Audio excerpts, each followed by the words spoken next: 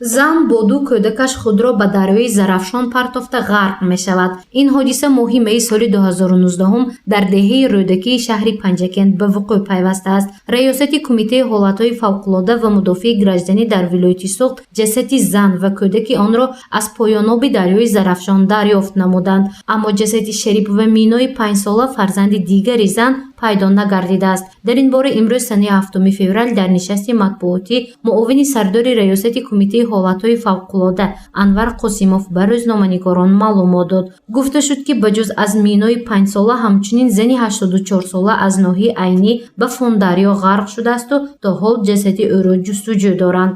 Дуюмаш Муҳаммадиева Назок аз соли таваллудаш 1936 истиқоматкунандаи ноҳияи Айнӣ ҷамъияти диёрати Фондарё моҳи сентябр дар Искандаркӯли ноҳия дар шуданд. Дастори зудовари наҷодӣ ҳам вилоятӣ ҳам давлати Зарафшон ки ба ҷои ҳодиса равона карда шуда буданд. ҳосили ки дар ин давра ҳам сатҳи оби дарё баланд буд, ҳам он дарёҳое ки дар мурди Зарафшон мебошад гузарондани корҳои ғавосӣ аз тариқи он ки маҷориашон тез мебошад гузаронда намешад, корҳои кофткорӣ гузаронда шуд, лекин натиҷаи баҳон дарё карда шуд. Кофткор то ҳол давом дорад. Дар онҷо наҷотдиҳандаҳои ихтиёрӣ мо ҳастанд дар шаҳри Панҷакент ва ҳоли идома дорад. Ин шаҳрванде ки соли таваллудаш 1936 ин пиронсол ин аз беэҳтиётӣ дар Фондарё ки дар ҳудуди ноҳияи Айнӣ ҳастанд ва ҳам то ҳол ёфт нашудааст. Сабаб ёфт нашудааст ки сад он нест ки наҷотдиҳандаҳои мо кор накарданд ё фаъолият дар ин самт нест. Кор кардан дар ҳамаи ҳудуди ҳамин дарё, ҳам бо роҳи пиёда, ҳам бо роҳи истифода аз қайиқҳое ки дар дарёҳои баландкӯҳ истифода бурда мешавад, кор дар ин самт рафт, вале бо чӣ сабаб бошад ҳоли номаълум ҷасад ёфт нашудааст. давоми соли 2019 94 ҳолати ғарқшавӣ дар кӯлу дарё ва обанборҳои вилояти Суғд аз ҷониби раёсати кумитаи ҳолатҳои фавқулода ба қайд гирифта шудааст ки ин шумора нисбат ба соли 2018 зиёд мебошад. 46 нафар сокинонро ҳангоми ғарқшавӣ ситоди зудамали ин раёсат аз марг наҷот доданд. боқӣ монда 46 нафар фавтиданд ва ҷасади онҳоро гурӯҳи дастаи зудамали вилояти Суғд аз об берун бароварданд. вобаста ба бартараф намудани камбудиҳои ҷойдошта кӯмакҳои амалӣ методӣ расонида шуда аз оғози мавсими овозӣ наҷотдиҳандагони дастаи махсуси зудамали наҷотдии вилоят барои пешгирии ҳодисаҳои ғарқшавии аҳолӣ дар баҳри тоҷикӣ шаҳри Гулистон ва дарёи Сири шаҳри Хоҷанд сафарбар карда шуданд.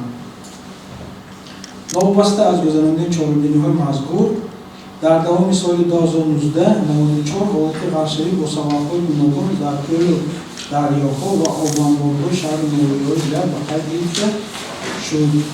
бо сари вақт хабарнор намуданд 46 нафар аз тарафи наҷотдиҳандагони дастаи махсуси зудамали наҷотдии вилоят ва наҷотдиҳандагони шаҳри Хоҷанд наҷот дода шудаанд.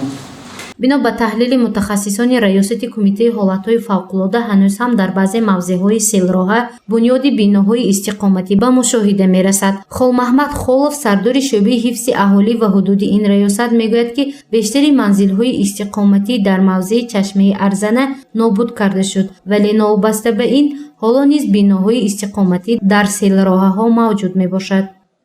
ҳатман ҳар як тақсимоти замин бо кумитаи ҳолатҳои фавқулода мувофиқа карда шавад. мисалан муроҷиат мешавад шаҳрвандоне ки муроҷиат мекунанд ки ман мисалан соли 2015 замин гирифтам, замини ман дар серроҳа муроҷиат мекунад ба бахши шаҳри Хуҷанд. шаҳри Хуҷанд дар якҷоягӣ бо кумитаи замин ва аъзоёни ҳукумат замини онро мебинанд. агар дар ҳақиқатан ҳам серроҳа бошад вай замина ба замине ки дар минтақаи бехавф аст вай иваз карда мешавад.